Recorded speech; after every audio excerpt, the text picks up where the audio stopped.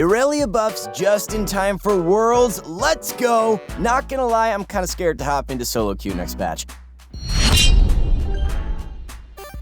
What's going on, guys? My name is Dan, and I'm here with another ProGuides upcoming changes video. Patch 10.15 is looking pretty spicy, and I'm gonna run you guys through all of the changes we expect to see hit the live server next week. Quick disclaimer, while these change lists usually manage to make it, they're still tentative. Any of these changes could get pulled at the last second, so don't be surprised if there are any adjustments made by next week. Like always, we're going to cover the upcoming balance changes across every role, so make sure to watch the video all the way through.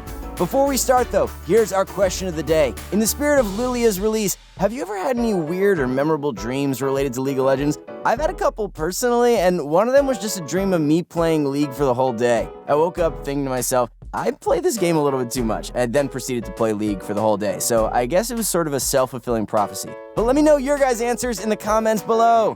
Alright, first off is everyone's favorite section, the skins. Next patch, you'll be able to find Spirit Blossom Teemo, Thresh, Vayne, Yasuo, and of course, Lilia as well. Teemo's skin will have a Prestige edition, so get ready to grind if you're interested in that one. These skins come with a pleasant neon color palette, and I'd say they look nice for sure. Definitely not for everyone, but the effort and work put into these skins is evident. Make sure to check them out next patch to see whether you think they're worth buying or not. Next up, let's run through those balance changes. First up, let's run through the two systems changes this patch. Although it's a less common keystone, Unsealed Spellbook has been deemed a bit too powerful. Elite players have been taking advantage of this keystone, and it's proven time and time again that it's just too strong. The starting cooldown is being increased from 240 to 300 seconds, while the cooldown reduction for each unique swap has been increased from 20 to 25. In spite of this second change, this is still a big nerf to Spellbook in both the early and late game. Clearly, it takes a minute longer than before when you're making your first swaps, and in the late game, the cooldown on Unsealed Spellbook is still 30 seconds longer than where it currently stands. Next, the Spell Thief's Edge item line is receiving a buff. Spell Thief's Edge's mana regeneration is being increased from 20 to 50%. Frostfang's mana regeneration is going up from 50 to 75%, and Shard of True Ice's AP is going up from 45 to 50. Especially in competitive play, it's clear that players favor the Relic Shield start over Spell Thief's, and that it needs some love. Even ranged supports like Karma and Lulu tend to opt into Relic Shield because of how reliable it is, and because it doesn't force you to play aggressively like the Spell Thief's line does. By making it a little bit more rewarding, Riot is trying to incentivize more players to make the aggressive purchase rather than the safe one. Alright, that's it for the systems, so let's run through champion changes beginning with the top lane. First up in the top lane is Fiddlesticks. Yes, Fiddlesticks top, and that's Tank Fiddlesticks for those of you who aren't too familiar with it. This isn't a playstyle that any of us expected to result from Fiddle's rework, but rather than trying to remove it altogether, Riot is trying to tone it down. In order to do so, Fiddlesticks W is expected to receive a nerf, as its healing from minions will go down from 25 to 15%. He currently has a little too much sustain, which contributes to his success as a tanky solo laner. By toning it down, he should be a little less oppressive during the early game, even if he's draining the entire minion wave in one go. Next for nerfs is Ornn. In spite of nerf after nerf, he's still a staple pick in competitive play, and Riot wants to make sure that players think twice before locking him in. His base armor is being reduced from 36 to 33, which isn't too big. However, considering that there are so many bruisers and juggernauts in the top lane, any lost armor is still pretty rough. 3 base armor isn't a big deal at all in the late game, but early on, it can be the determining factor between life and death. This should make it much harder to blind pick Ornn, which is where the problem lies. Too many times, he's locked in without any significant thought because of how safe he is. With the nerfs out of the way, it's buff time. First on the buff list is Shen. His passive shield is going up from 50 to 101 to 70 to 121. This is a pretty hefty buff in the early game, and a noticeable one in the mid to late game as well. While it might seem excessive to buff Shen when he's already doing alright, there's something players need to consider. When Shen hits level 6, he doesn't gain an ultimate that helps him in his 1v1 in the top lane. The level 6 power spike doesn't exist for Shen. Instead, he gains more utility. Players aren't necessarily able to use this utility consistently, so giving him some more power elsewhere should help him survive in a more aggressive meta. Although statistics would convey that this buff wasn't necessary, he might actually need it in order to see more competitive play. Next for buffs is Irelia. More Irelia buffs. Okay, Riot, here we go again. Irelia's attack speed on her passive is being buffed from 8 to 12% to 8 to 16%. This is a huge buff in the late game, and I'm sure many high elo players would agree that this buff is actually a good one. Many players probably won't care too much that Aurelia's late game is getting buffed. If anything, it won't be that noticeable since she's usually a 1v9 demon regardless. It's her early game that's more frustrating to play against. She stacks up her passive and then takes you from full health to 0. That's a real tilter. Anyway, it seems like most players aren't able to carry hard enough with Aurelia come the late game. Her high skill floor and skill ceiling already eliminates a large part of the player base from finding success on her, and even dedicated players are struggling to close out games that drag on with her. Although I know a lot of us aren't happy with Aurelia buffs, she currently holds a 46% win rate across all ranks, so I think this buff is warranted even if it's not well received. That covers the top lane, so let's run through jungle changes next.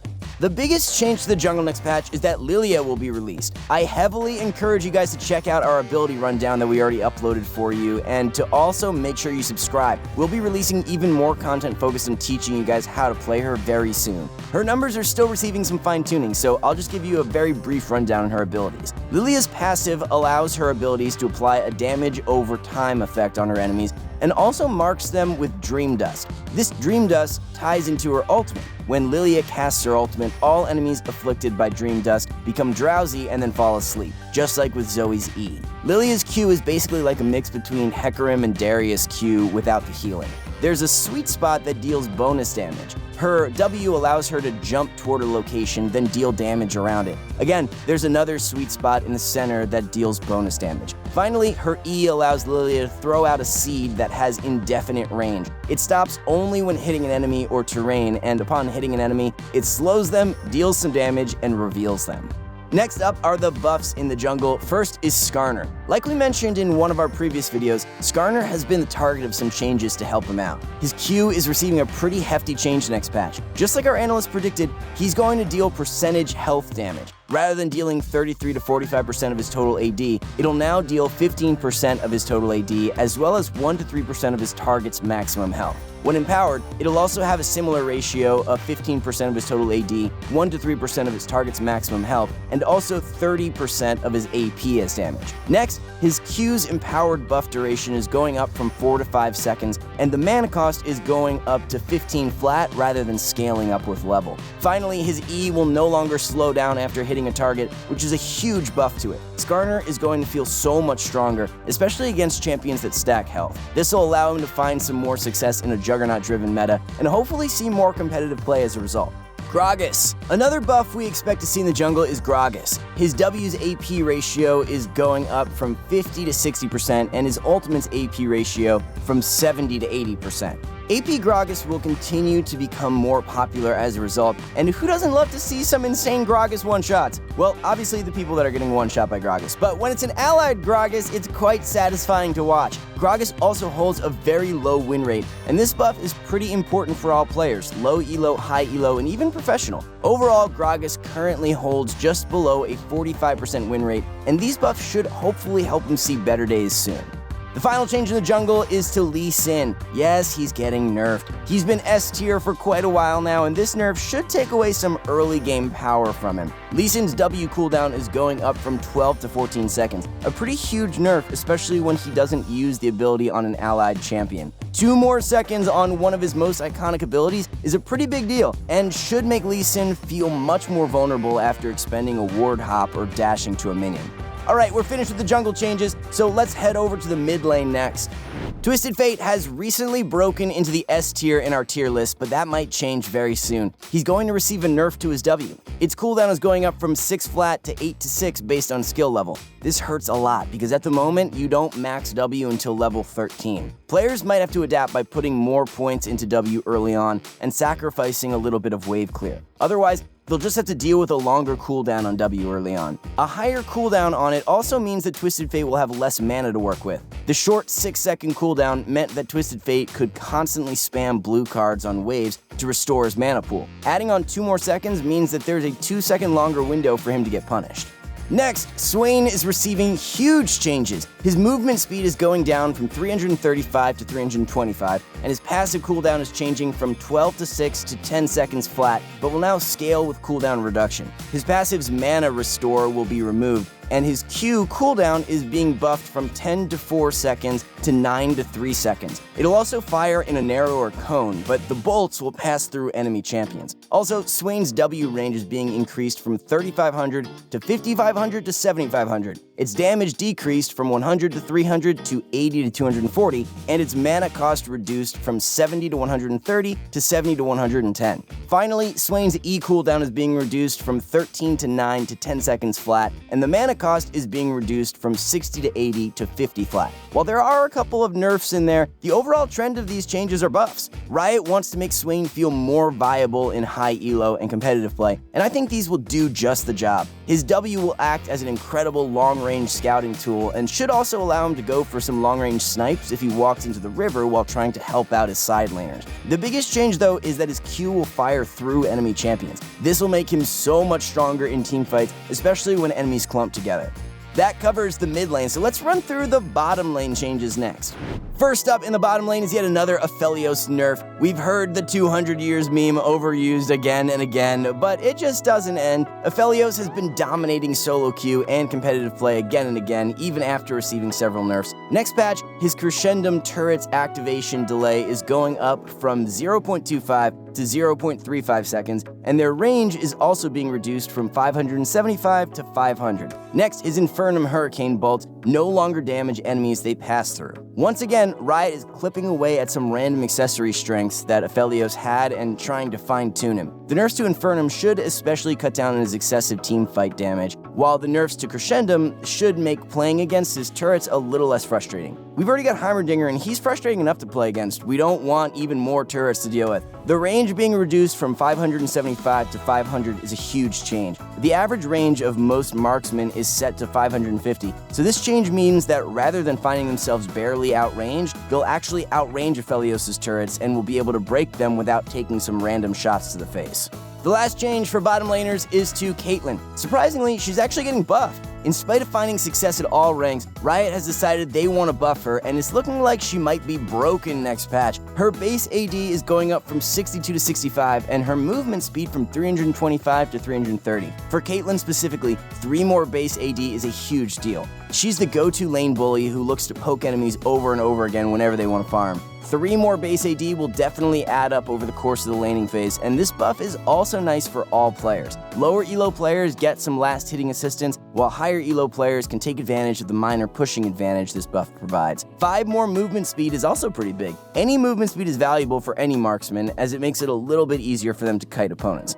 That concludes the bottom lane changes, so let's wrap things up with supports.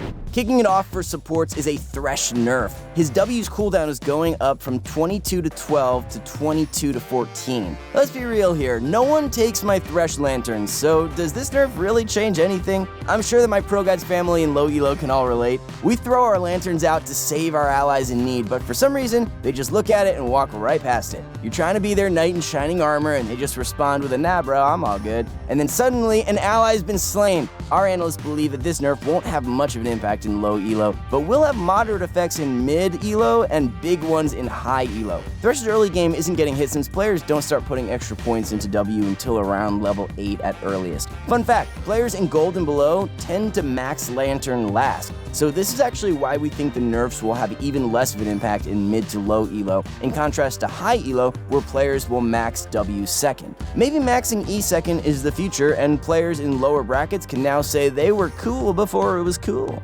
Finally, Yuumi is receiving a buff. Her passive's mana restore is going up from 50 to 150 to 25 to 100, plus 8% of her maximum mana. Also, her passive's cooldown is being decreased from 20 to 8 to 18 to 6. The previous nerfs that changed her E's mana cost to include a flat percentage of her maximum mana were huge. Thus, it only makes sense that her passive will also recover a flat percentage of her mana as well. I think that the general direction Riot has pushed Yuumi is pretty good. They want to give her opportunities to succeed, but she'll need to take risks in order to do so. Sitting on an ally the entire time isn't feasible, and eventually you'll have to jump off and take a risk if you want to continue to provide utility. Yuumi has been a little bit too mana hungry following her nerfs, so it's nice that there are opportunities for her to now replenish her mana bar, as long as there's some counterplay to it.